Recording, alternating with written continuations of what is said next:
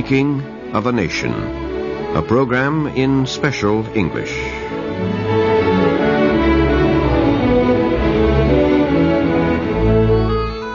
Once more, in the year 1843, Texas had become a major issue in American politics. President John Tyler wanted to make it a state in the Union. But his Secretary of State, Daniel Webster, was cool toward the idea. Webster was a Northerner and was opposed to having another slave state in the Union. Tyler needed Webster's political support and therefore did not push the issue. Then Webster resigned, and the President appointed a Southern supporter, Abel Upshur, as Secretary of State. 4 months after taking the job, Upshur began negotiations to bring Texas into the Union. A few weeks before these negotiations were completed, Upshur was killed in an accident. Tyler was a Whig, but he made a Democrat, John C. Calhoun, his Secretary of State. He did so for 2 reasons. Calhoun also wanted Texas in the Union.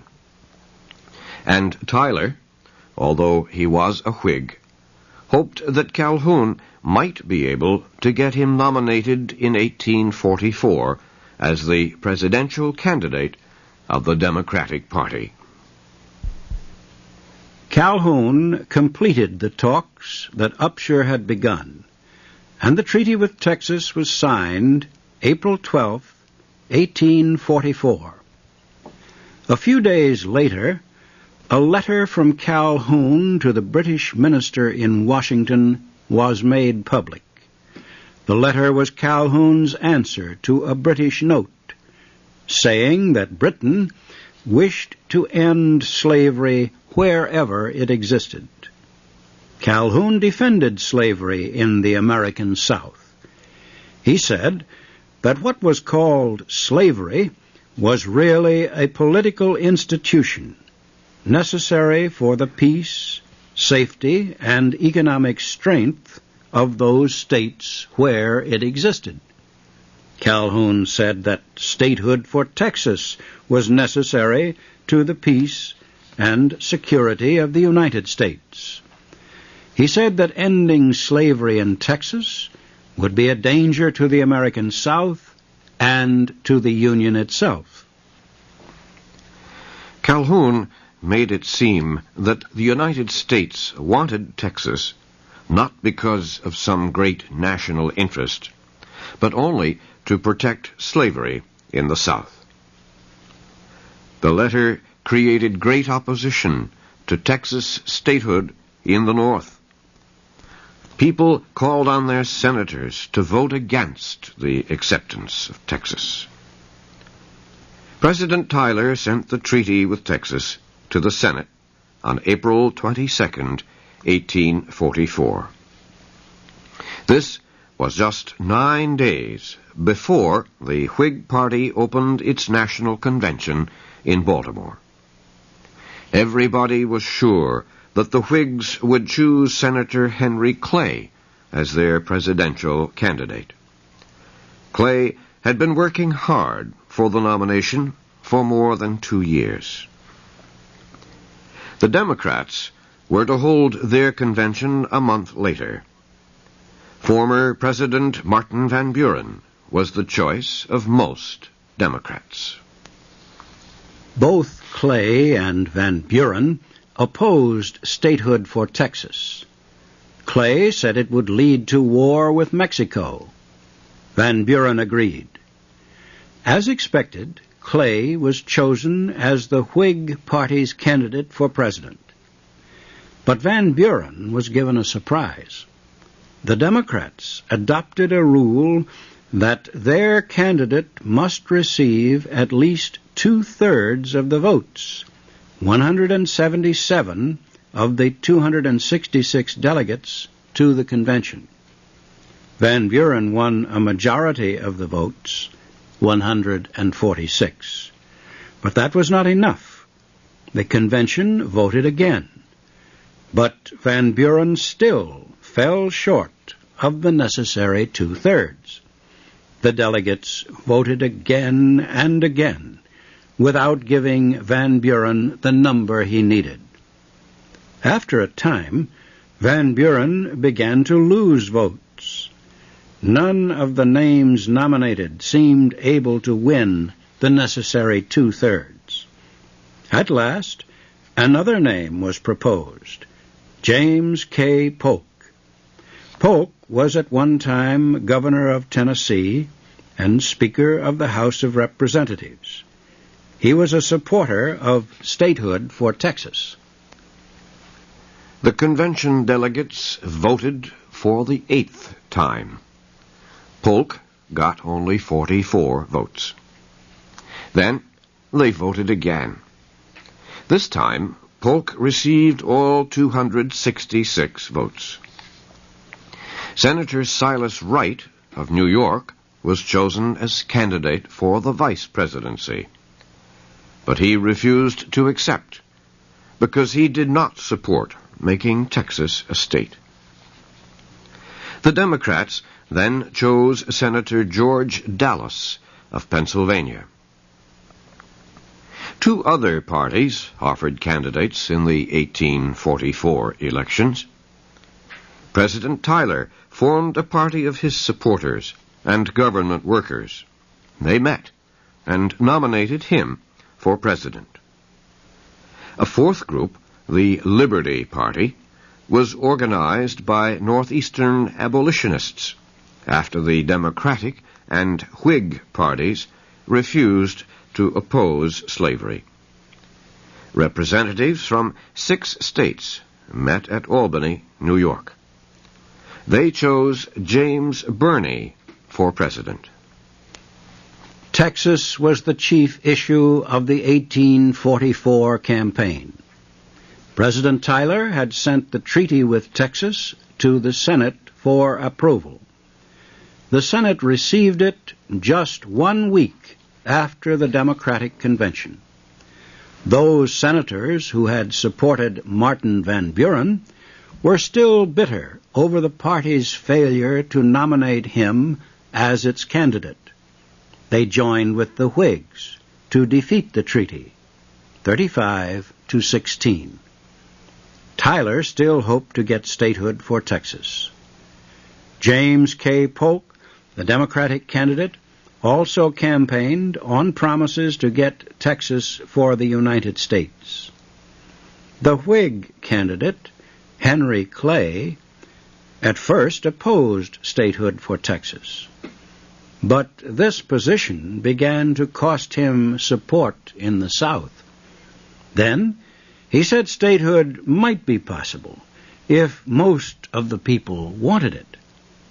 This satisfied the slave owners of the South, who wanted Texas in the Union as a slave state. Clay angered many people in the North because he softened his opposition to Texas. Some of these began supporting the Liberty Party candidate, James Birney. The Democrats were able to get President Tyler to withdraw as a candidate.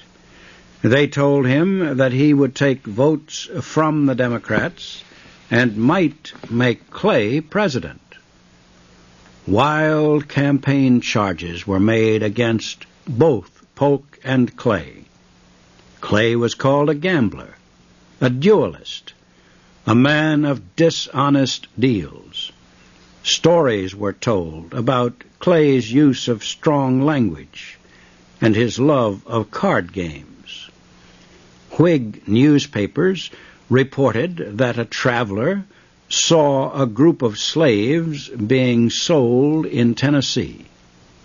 Burned into the skin of each of the slaves, the paper said, were the letters J.K.P., the initials of James K. Polk. The election was very close. 2,700,000 people voted. Polk received only 38,000 votes more than Clay, but Polk got 170 electoral votes. Clay got only 105. The election was really decided in New York State.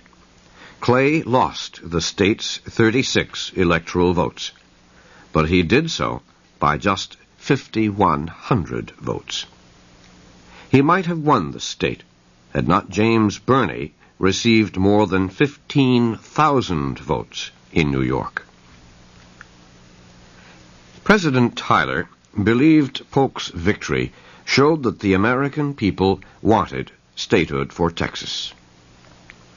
But he knew that he could never get the Senate's approval of a Texas statehood treaty.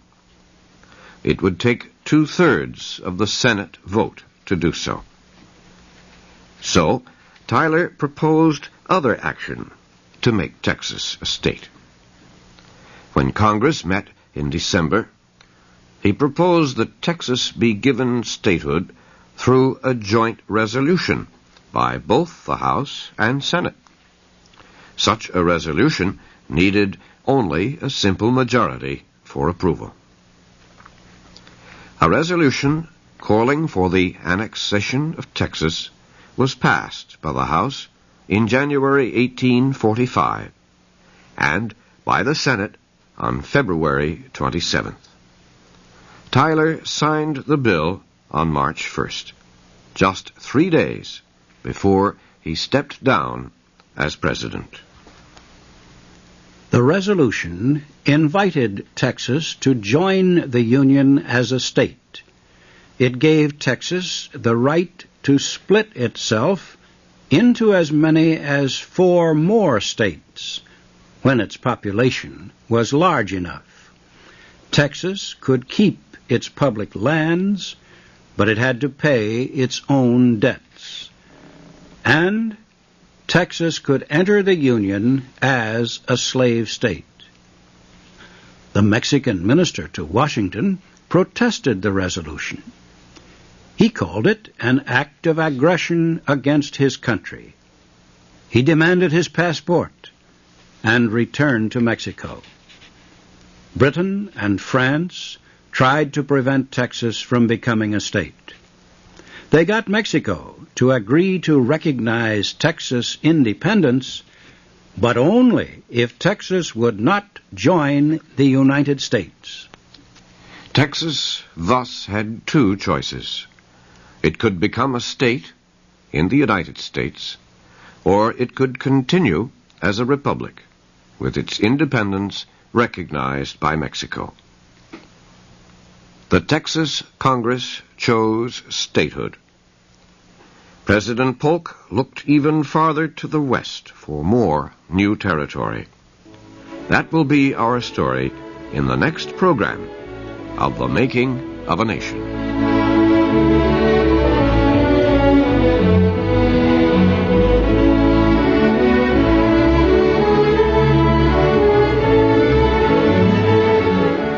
You have been listening to the special English program, The Making of a Nation. Your narrators were Stuart Spencer and Morris Joyce.